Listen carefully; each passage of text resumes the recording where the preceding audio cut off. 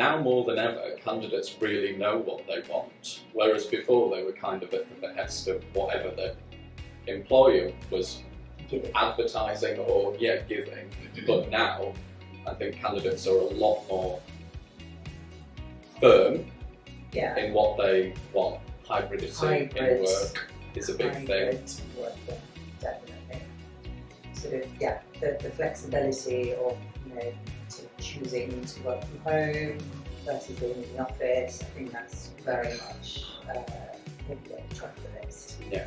And people know their worth, whereas I think leading on from that, the post-pandemic reality for a lot of people is that they value the work-life balance a lot more, but they also really know how much they need.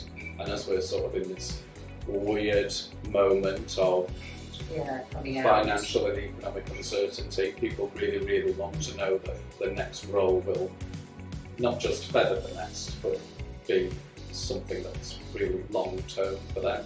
Absolutely. And I think, generally people are very much thinking about the future, so, things like pensions and pension contributions is often asked as a, is this a benefit, what is the pension like? People are generally considering their future and what that means for them in the long term, which I guess in some respects shows they're thinking long term, rather than just.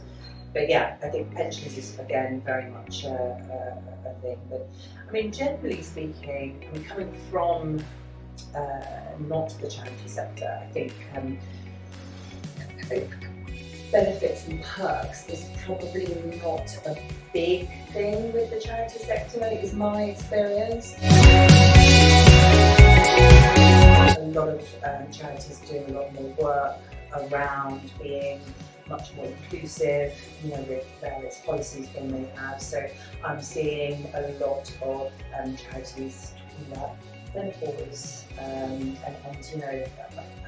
the effect of what menopause might mean to some of their staff team.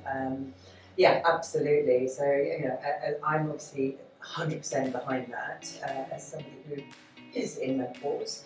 And just even things like, like I say, maternity leave, adoption leave, policies, so that people feel a lot more inclusive at work. I think that's definitely on the rise, and more organisations are thinking about that.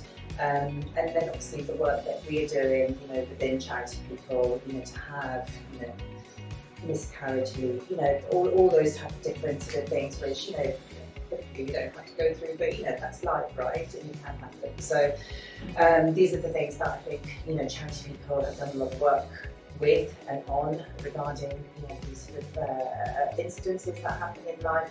And I think it just makes one feel a lot more cared for, that you're kind of, do you know what I mean? Your voice, again, is heard, or you feel included and part of, a tribe, a family.